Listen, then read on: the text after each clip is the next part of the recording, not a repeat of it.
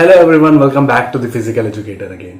आज हम इस वीडियो से स्टार्ट कर रहे हैं आईएससी का सिलेबस जो कि है क्लास 12th के लिए, और जो उनके बोर्ड्स के एग्ज़ाम होंगे उसके लिए जो रेलिवेंट टॉपिक्स हैं, जितने भी टॉपिक आपके बोर्ड के एग्जाम्स में आने वाले, हम उन सारे टॉपिक्स को कवर करेंगे बारी बारी से।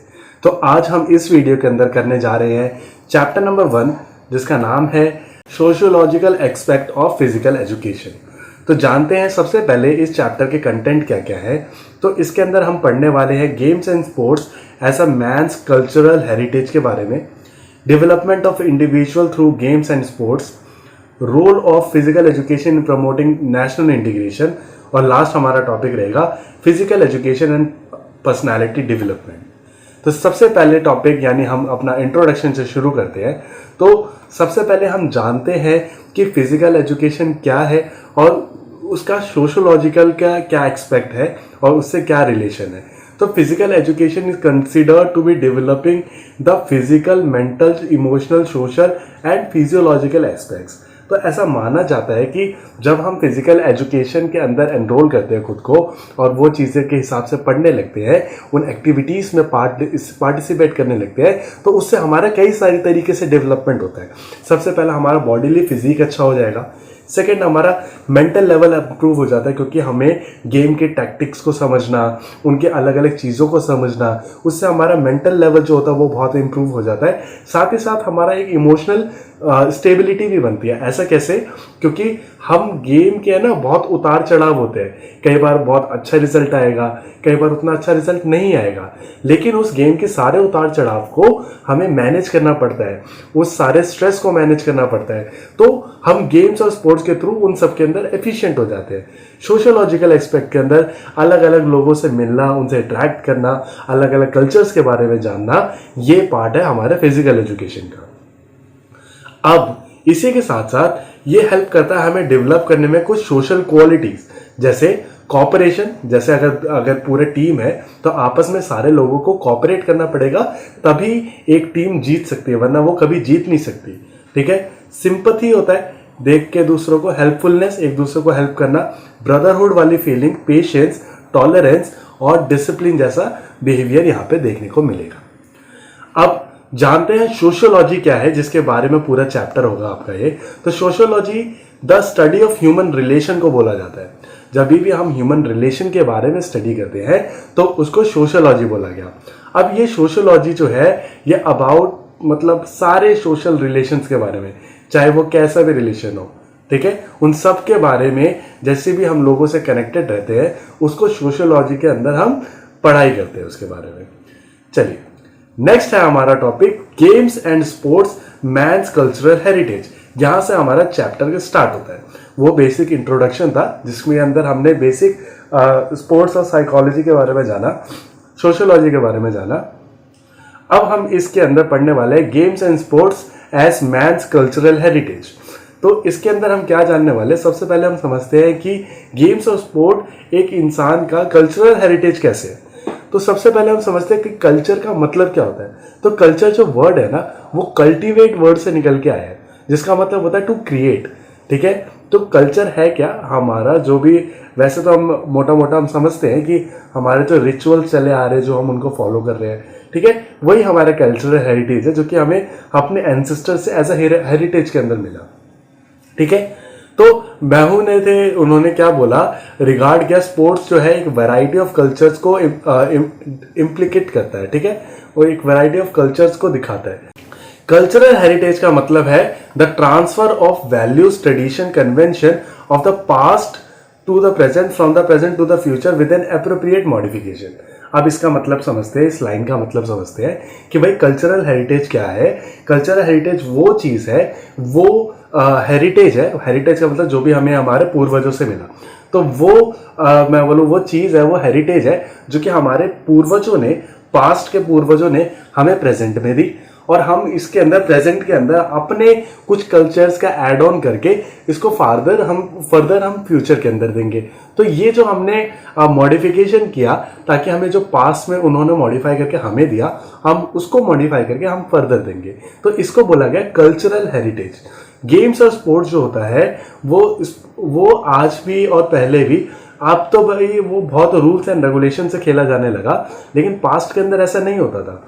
पास्ट के अंदर जब गेम्स और स्पोर्ट्स खेले जाते थे उनके अंदर इतना रूल्स रेगुलेशन नहीं हुआ करते थे। इन पास्ट जो पास्ट के अंदर था, गेम्स और स्पोर्ट्स जो थे वो हमारे ह्यूमन की एक नीड थी, एक ज़रूरत थी। एक ज़रूरत कैसे थी? क्योंकि उनकी जो बेसिक एक्टिविटीज़ इंक्लूड होती थी गेम्स के अंदर वो होती थी रनिंग, जंपिंग, थ्रोइंग, और यही सारी जो एक्टिविटीज़ है वो इंसान शुरू से करता आ रहा है इन ऑर्डर टू सर्वाइव। तो सर्वाइवल की जो थी ये नेसेसिटी थी जिसको हमने एज ए कन्वर्ट कर दिया स्पोर्ट्स की तरह। ठीक है, तो गेम्स और स्पोर्ट्स जो थे वो कभी भी कुछ अलग नहीं रहे, वो हमेशा से ह्यूमन का पार्ट रहे हैं, और बस हमने उसके अंदर कुछ रूल्स को ऐड ऑन किया, कुछ चीज़ों के अंदर उसके अंदर हम चेंजेस लेके आए, हम मॉडिफिकेशन लेके आए, और उसको मैन के हिसाब से हमने गेम्स और स्पोर्ट्स के अंदर डिटरमाइन कर दिया। ठीक है, और एक थ्योरी थी सर्वाइवल ऑफ द फिटेस्ट, ये उस टाइम का प्रिंसिपल भी था। ठीक है, उस टाइम के अंदर इस प्रिंसिपल को बहुत माना जाता था। सर्वाइवल फॉर द फिटेस्ट की थ्योरी क्या है? ये थ्योरी है कि भाई जो भी सबसे फिटेस्ट बंदा होगा एट द एंड तक वही सर्वाइव करता है। क्योंकि सोचो जानवरों के कितने कितने बच्चे होते हैं, अगर आपके पास कोई भी डॉग या कैट अगर पेट होगा तो आपको ये जरूर पता होगा कि इनके बच्चे जब होते हैं वो 6-6, 7-7 बच्चे होते हैं, लेकिन क्या वो 6 के 6, 7 के साथ सर्वाइव करते हैं? तो नहीं कर पाते। जो भी इन्वायरमेंट के टैक्टिक्स को झेल पाएगा वो सर्वाइव करेगा, बाकी सारे सर्वाइव नहीं कर पाएंगे। सेम ऐसा ही है गेम्स और स्पोर्ट्स के अंदर भी। With the time these activities were change into form of games and sports. तो वही जैसे जैसे हमारा टाइम चेंज होता गया तो ये जो हमारी बेसिक सर्वाइवल की एक्टिविटीज थी इसी को हमने कन्वर्ट कर दिया गेम्स और स्पोर्ट्स के अंदर में। तो यहाँ पे जो गेम्स और स्पोर्ट्स जो शुरू हुआ वो कई सारी सिविलाइजेशन और कंट्रीज का बहुत बड़ा बड़ा पार्टिसिपेशन था, जिनके अंदर उन्होंने बहुत ज़्यादा कंट्रीब्यूट किया, और फाइनली आज भी हम ये गेम्स वगैरह खेलते हैं। इसके अंदर कौन कौन सी थी? हमारी ग्रीक सिविलाइजेशन और Greece, Rome, England, Germany, Japan, China, Sweden, Denmark, USA and India, जिन्होंने बहुत ज़्यादा कंट्रीब्यूट किया फिजिकल एजुकेशन में और गेम्स और स्पोर्ट्स के अंदर। तो अब हम जानते हैं कि ग्रीस का मेजर कंट्रीब्यूशन क्या रहा। तो ग्रीस का जो एक सबसे बड़ा वो कंट्रीब्यूटर था गेम्स और स्पोर्ट्स के अंदर, ऐसा हुआ करता था जो ग्रीस था वो डिवाइड हुआ था कुछ स्मॉल स्टेट्स के अंदर, और ये जो स्टेट्स थे इनको बोला गया एथनीस और स्पार्टन्स। ये इनको सिटी स्टेट्स के नाम से जाना जाता था। ठीक है, ओलंपिक गेम्स जो थे वो फर्स्ट टाइम जो हुए थे वो ओलंपिया में हुए थे 776 बीसी के अंदर, और वो फर्स्ट टाइम ग्रीस के अंदर ही हुए थे। ठीक है, तो ग्रीस का तो भाई बहुत पुराना इतिहास है, और फिजिकल एजुकेशन को लेकर तो उनके खास जुड़ाव भी है एक। ठीक है, games and sports such as 400 meter yard walking, 3 miles का race, pentathlon, boxing, horse race, chariot racing, wrestling, और बाकी सारे जो भी एथलेटिक इवेंट्स थे उन सभी के अंदर ये ओलंपिक का पार्ट बना, और ये सभी का ओरिजिनेशन मेनली ग्रीस के अंदर ही हुआ। अप्रोक्सीमेट ये जो भी गेम्स चल रहे थे ये 1000 सालों तक लगातार ये चलते रहे, और इन 1000 साल को golden period for games and sports बोला गया, जो कि सिविलाइजेशन ग्रीक सिविलाइजेशन ने पूरे वर्ल्ड को दिया। ठीक है, चलिए अब इसी के साथ साथ 394 एडी के अंदर जो थेडोसिस थे जो कि किंग थे रोम के, उन्होंने इन ओलंपिक इवेंट्स को स्टॉप करवा दिया। अब स्टॉप क्यों करवाया वो बहुत डिटेल और बहुत डीप बात हो जाएगी, हम उसको डिस्कस नहीं करते, लेकिन बस हम इतना जानते हैं कि जो थेडोसिस थे उन्होंने क्या किया 394 के अंदर इन गेम्स को स्टॉप करवा दिया। लेकिन अगेन जो डी कॉबेटिन थे उन्होंने अपना लगातार कंट्रीब्यूशन देते रहे, लगातार मेहनत करते रहे कि इन गेम्स को वापस लेके आए, और उनके लगातार मेहनत के बाद 1896 के अंदर एथेंस के अंदर दोबारा से इन ओलंपिक इवेंट को करवाया गया, और जिसको हमने मॉडर्न ओलंपिक्स का नाम दिया। तो जो पहले चलते थे जिनको सर्वाइवल एक्टिविटीज़ को ही हमने गेम्स के फॉर्म के अंदर कन्वर्ट कर दिया, तो ग्रीस उनके अंदर सबसे मेजर रोल के अंदर रहा। ओलंपिक्स की शुरुआत भी वहीं से हुई, और मॉडर्न ओलंपिक्स दोबारा डी कॉबेटिन की वजह से 1896 के अंदर एथेंस के अंदर दोबारा से करवाया गया।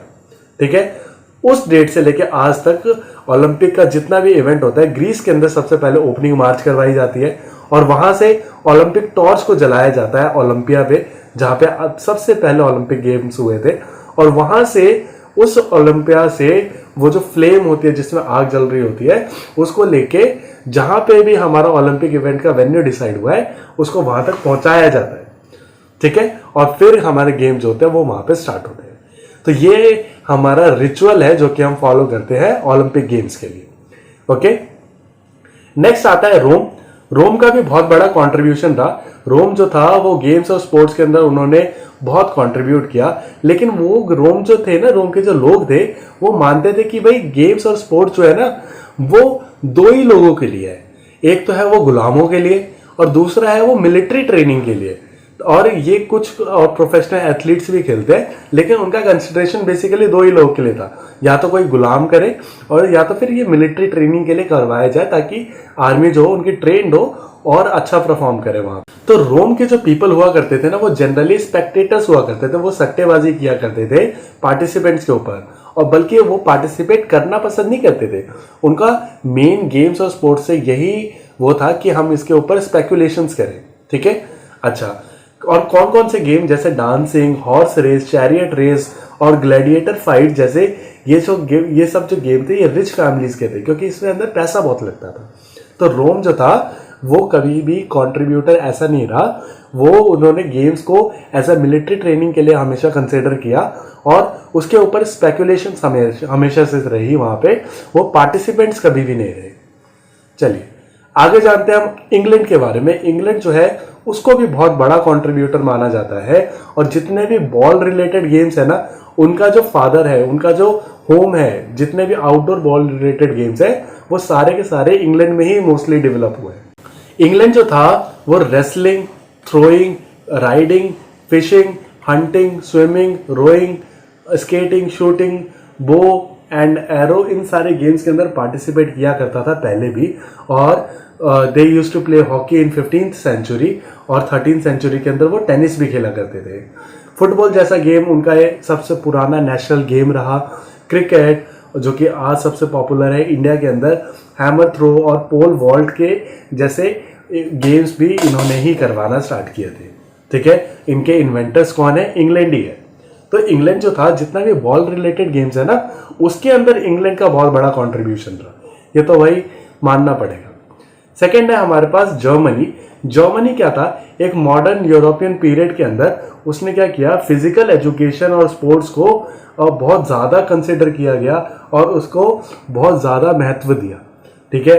अब इसके साथ उन्होंने क्या किया, 18th सेंचुरी के अंदर इस फिजिकल एजुकेशन को मतलब एक्टिविटीज़ को है ना, मतलब मॉडर्न स्कूल का एक पार्ट बना दिया था, जो कि एक फर्स्ट टाइम था जब किसी कंट्री ने ऐसा किया। फिजिकल एजुकेशन को ना एज ए करिकुलम कंसिडर कभी नहीं किया जाता था। इंडिया भी अभी इस मामले में बहुत पीछे है, जो कि उसको करना चाहिए, लेकिन अभी भी धीरे धीरे डेवलपमेंट हो रहा है। तो फिजिकल एजुकेशन को उन्होंने एज अ जितनी भी फिजिकल एक्टिविटीज़ थी जैसे कि dancing, fencing, riding, running, jumping, इन सब को, रेसलिंग, स्विमिंग, इन सभी को उन्होंने as a activities of modern school consider किया और मॉडर्न स्कूल के अंदर इनको करवाने के लिए जोर भी डाला। तो 2 बुक लिखी गई, एक लिखी गई गट्स मट्स के द्वारा जो कि इस सेंचुरी में लिखी गई थी, जिसके ऊपर जिम्नास्टिक्स के और यंग के बारे में बताया गया, young games and youth young and games के बारे में बताया गया। जिम्नास्टिक्स को लेके ये बुक थी पूरी।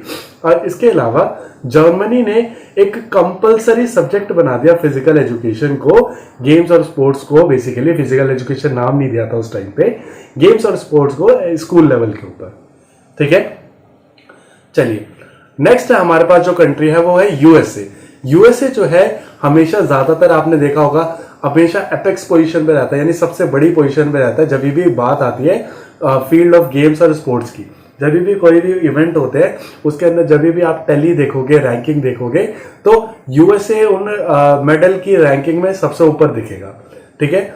जब भी जैसे ही इंडिपेंडेंस हुआ तो 2 ऑर्गेनाइजेशन खुले, एक खुला YMCA और दूसरा खुला YWCA, young man Christian academy और यंग वुमेन क्रिश्चियन अकेडमी, जिन्होंने उन कंट्रीज के अंदर, यूएसए के अंदर बहुत ज्यादा रोल निभाया स्पोर्ट्स को डेवलप करने के लिए। Running, jumping, horse riding, wrestling, boxing, basketball, handball, ये सारे गेम उनके लाइफ का रेगुलर पार्ट बना दिया उन्होंने।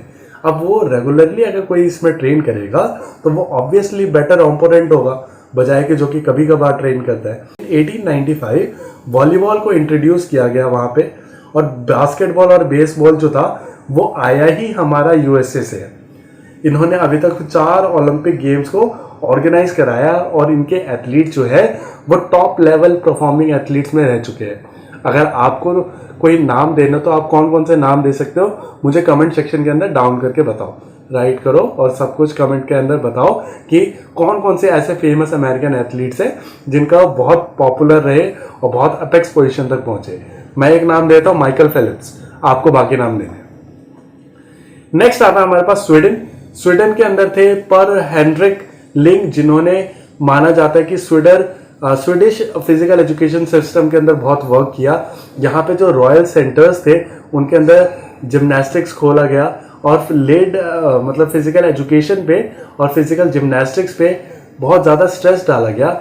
मेडिकल जिम्नास्टिक, एथलेटिक जिम्नास्टिक और मिलिट्री जिम्नास्टिक जैसी चीज़ों पे भी बहुत जोर डाला गया।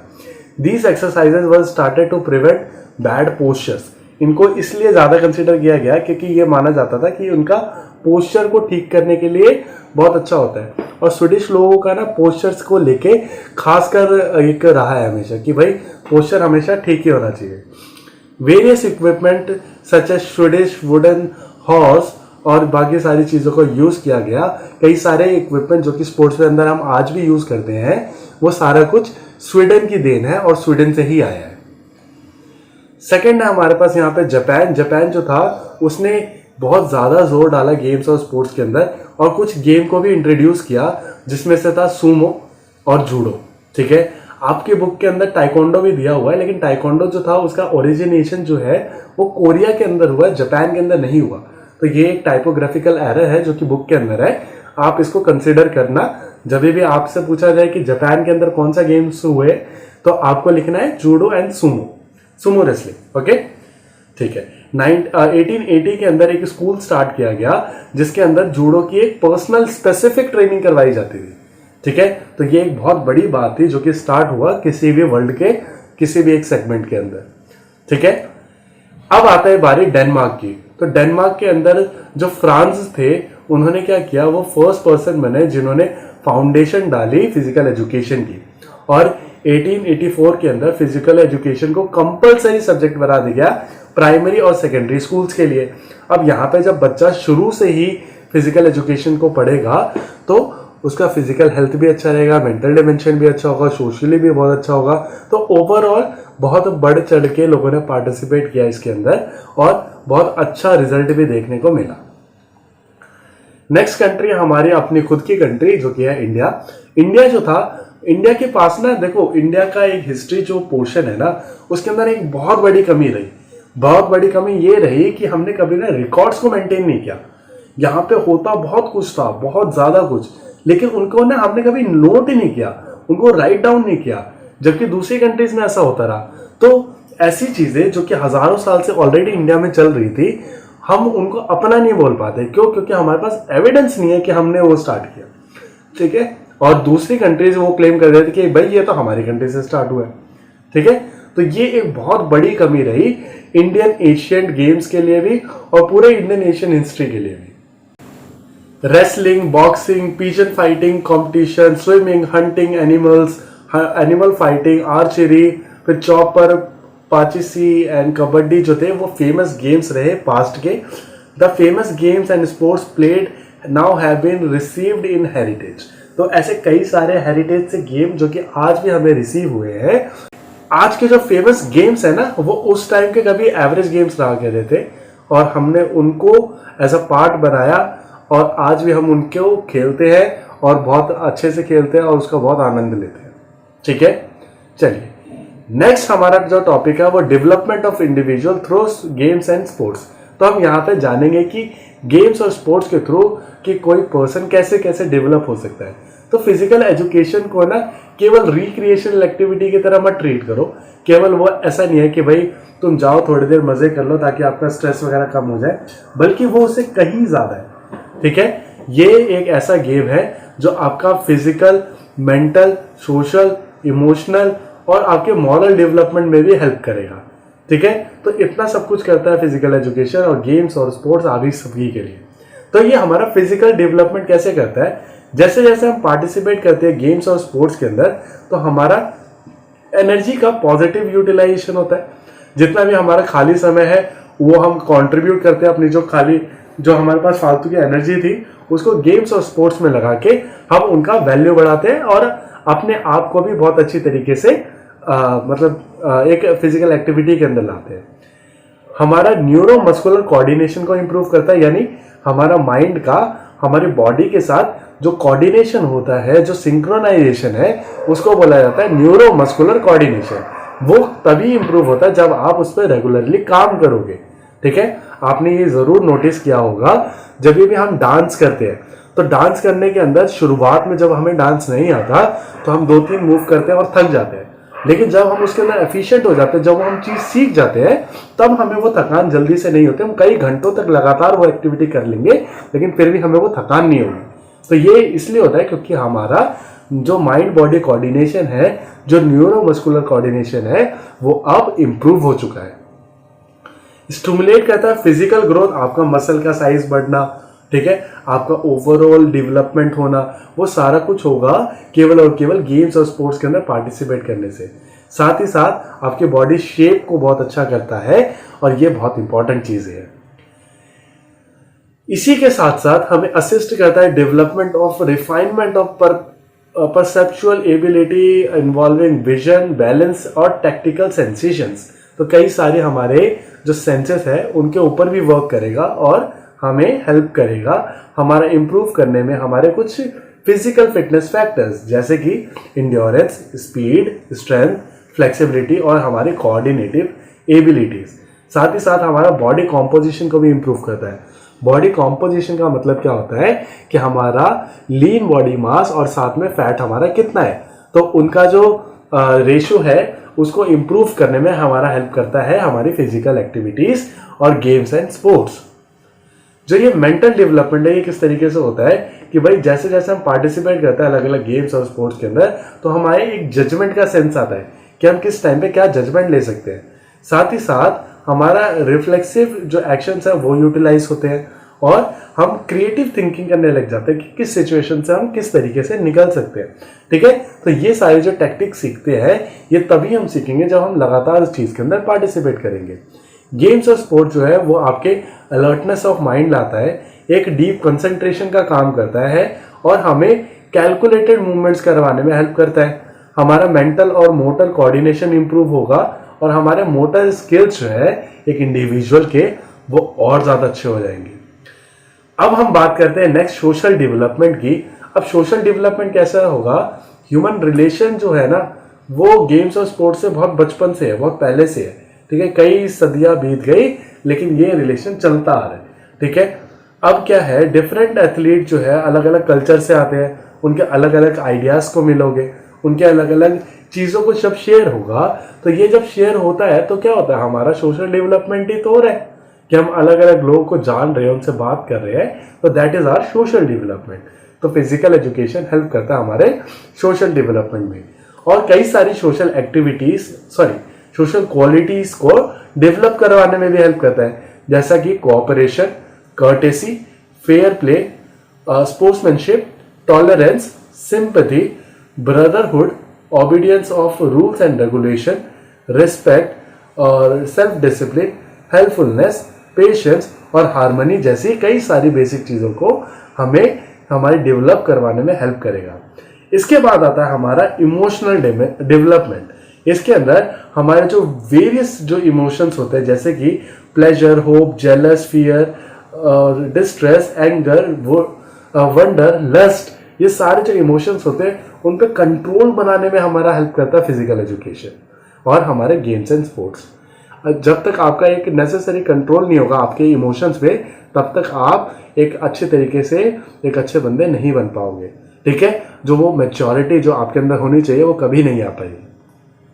Sports and game help in developing these emotions and tend to enable the individual to have a proper control over these emotions. ठीक है, स्पोर्ट्स और गेम्स हेल्प करता है इस इमोशन को डेवलप करने में और साथ ही साथ एक अच्छा कंट्रोल बनाए रखने में इन सारे इमोशंस के ऊपर। ठीक है, तो ये था हमारा इमोशनल डेवलपमेंट में। नेक्स्ट टॉपिक है हमारा role of physical education in promoting national integration. तो नेशनल इंटीग्रेशन का मतलब क्या है कि हमारे अलग अलग नेशन को इंटीग्रेट करना, उनको मिलाना। तो फिजिकल एजुकेशन इसमें कैसे हेल्प कर देता है? तो इंडिया जो है एक मल्टीलिंगुअल कंट्री है, आपको पता है लिंगुअल मतलब बहुत सारी भाषाएं यहाँ पे बोली जाती है। मल्टी रेशियल कंट्री भी है, मतलब कई सारे समुदाय, कई सारे जाति धर्म के लोग रहते हैं यहाँ पे। इतना डाइवर्स जब कल्चर है हमारा, इतने सारे रिलीजन है, इतने सारे सेक्ट्स हैं, तो तब भी हमारे यहाँ पे क्या होता है, कोई बहुत ज़्यादा मतलब ऐसा लड़ाई झगड़े वाला सीन नहीं रहता। ठीक है, और जब भी ये सब लड़ाई झगड़े होते हैं तो ये है ना एक टाइप से हमारी डेवलपमेंट के अंदर रुकावट डालते हैं। ठीक है, क्योंकि सोचो अगर हम हिंदू मुस्लिम करके या हिंदू सिख करके या मुस्लिम सिख करके इन धर्मों की लड़ाई झगड़ों के अंदर रह जाएंगे, उन्हीं की बातें सोचते रह जाएंगे, तब हम कंट्री के ग्रोथ के बारे में कब सोचेंगे? या तो आप इन सब के बारे में बात कर लो और आपका हाल हो जाए अफ्रीका जैसा या लैटिन अमेरिका जैसा या उससे भी गंदा वेनेजुएला जैसा, तब आपको समझ आएगी कि भाई हमें कंट्री के डेवलपमेंट पे पहले सोचना चाहिए, बाद में ये धर्म जाति करना चाहिए।